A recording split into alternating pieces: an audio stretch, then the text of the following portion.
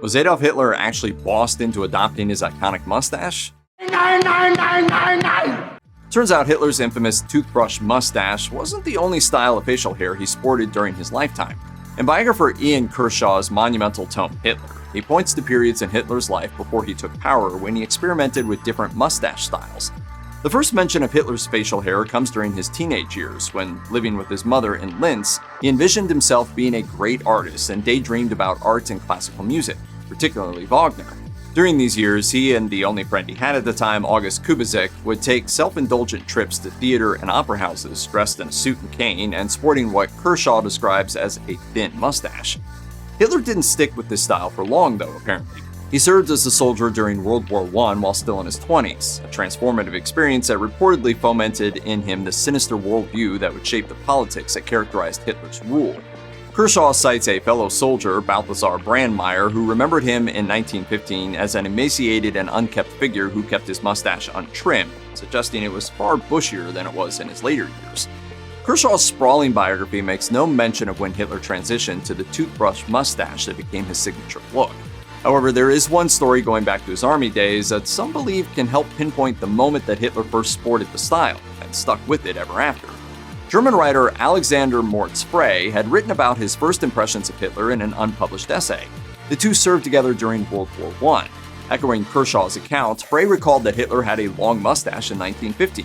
He wrote, "A pale, tall man tumbled down into the cellar after the first shells of the daily evening attacks had begun to fall, fear and rage glowing in his eyes. At that time, he looked tall because he was so thin. A full mustache, which had to be trimmed later because of the new gas masks, covered the ugly slit of his mouth." Despite complying with the order and trimming the hair on his upper lip, Hitler was injured in a British mustard gas attack in 1918 and would later learn of Germany's surrender while recovering in a Flanders hospital. Other sources claim that Hitler may have settled on the toothbrush mustache years before World War I, possibly as early as 1912. This information comes from Hitler's sister-in-law Bridget, who lived in Liverpool, England, with her husband Alois Hitler Jr. and their son Patrick.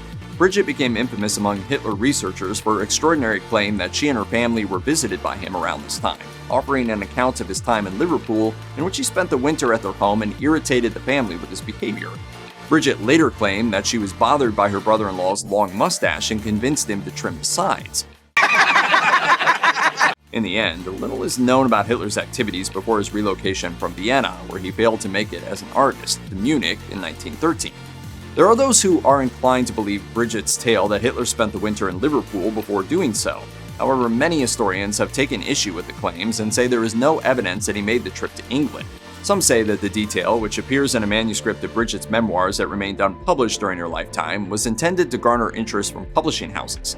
In any case, photographs from his army days show Hitler sporting a full Kaiser mustache, showing that even if Bridget's claim is true, he didn't stick with the look she suggested for long. Despite Hitler being irreversibly associated with the toothbrush mustache, he was by no means the innovator of his signature look.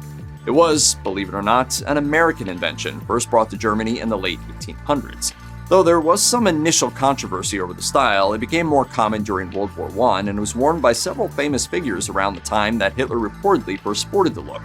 Today, the other best-remembered wearers of the toothbrush mustache come from the world of comedy: Oliver Hardy and Charlie Chaplin, both of whom typically wore the mustache on screen. There is one commonly shared rumor that Hitler was a fan of the latter in particular and screened Chaplin's films despite banning his work publicly, mistakenly believing the comedian was Jewish. Was Hitler's toothbrush mustache a tribute to Chaplin? Chaplin certainly believed so and played on the resemblance in his daring 1940 satire The Great Dictator.